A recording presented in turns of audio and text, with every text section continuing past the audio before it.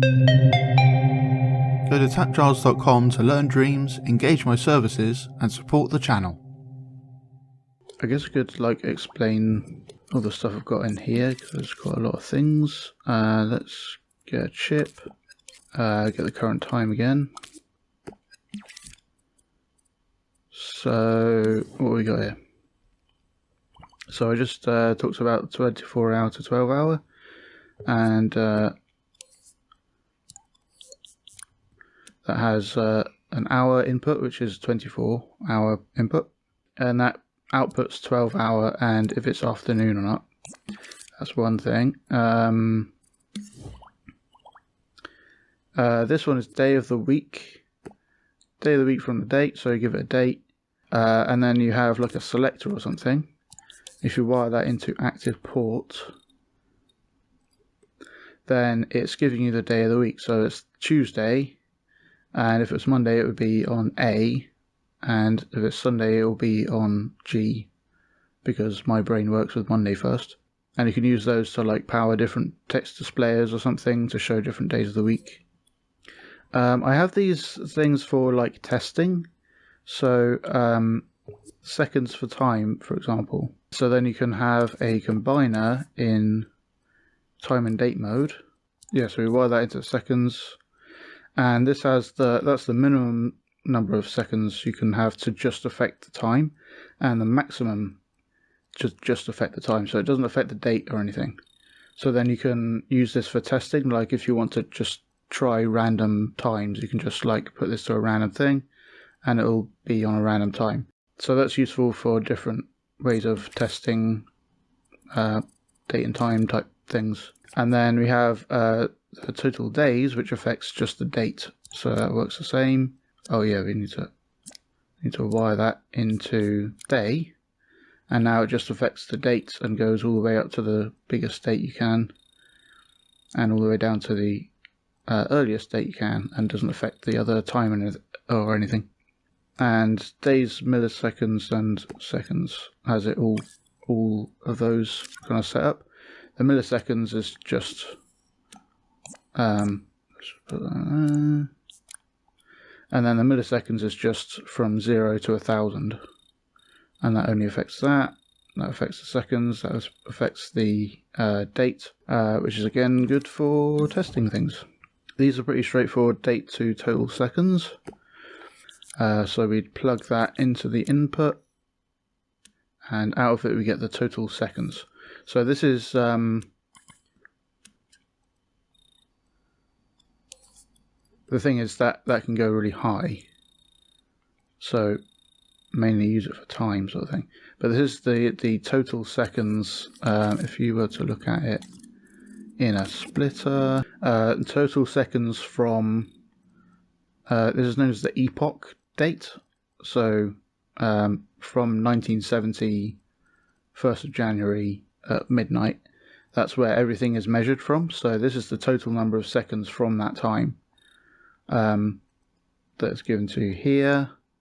And I've got total minutes and total hours and total days. So days is a bit more useful because then you can have a whole date and just store the number of days, and that'll be stored just fine in a variable, that kind of thing. Speaking of which, I have these conversion things. So time and date encode and decode. So there's two things in there, so it comes in grouped. So this turns a date into days, seconds, and milliseconds for you to store in a variable, for example. So you could go days, and then you probably want to max that out, and then you'd store it using a variable modifier. Continuously set it, like that, and let's just put it to a round number. So from that we're getting that date, and then if we put the result of that into the decoding part, which like this turns it into a few numbers. This turns it from a few numbers into an actual date again. So then if you get the decoded date, that should be the same, and it is. And yeah, if I just wire these straight into there, then it'll be quicker to demonstrate.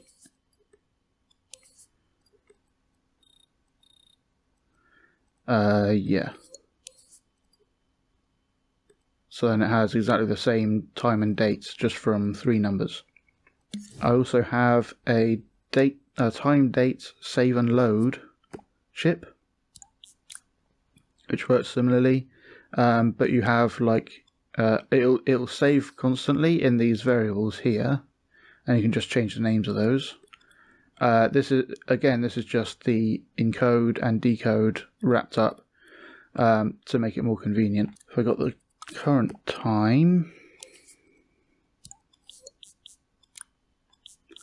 wired in here, then it's constantly storing the current time and date and everything, and it gives the output as like the currently stored time. So it constantly saves unless you have something wired in. Let's put that up there. So now it's constantly saving. If I turn that off, then it's showing me what is stored in the variable, and I can just like save again if I want to. Yeah, and then that comes to up here, time since last played, which kind of uses that save and load thing, subtracts it from the current time, and then like stores it and outputs it, so that you know how many seconds in this case, I believe. Or just the dates, yeah. So, and I've tested this in actual scenes and stuff, and it works properly.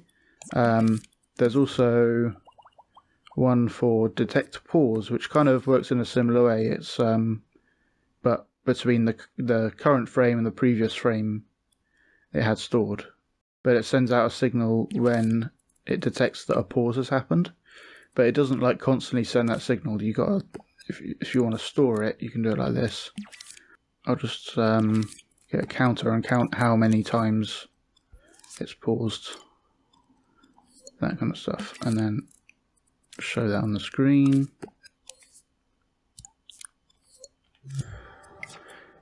So it's at 0, and if I pause and then unpause, it goes up to 1, and then if I pause again, it goes up to 2. So it knows if you've paused, and you can use that to trigger whatever logic you want. This checks to see if it's over 100 milliseconds, but actually I guess I just want to do that because that'll be milliseconds anyway. But you can just change that to whatever number you want, basically. It's very simple logic.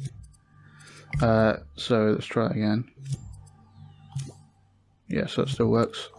So that's kind of the maximum frame rate, time for a frame. Normally this should be 33.333 recurring. But then that will kind of jitter on and off. So I've got playtime probably. Yeah, so it's got to be like lower than 33, otherwise it'll always think it's pausing. But also, if you have frame rate issues, then you may want this to be more forgiving.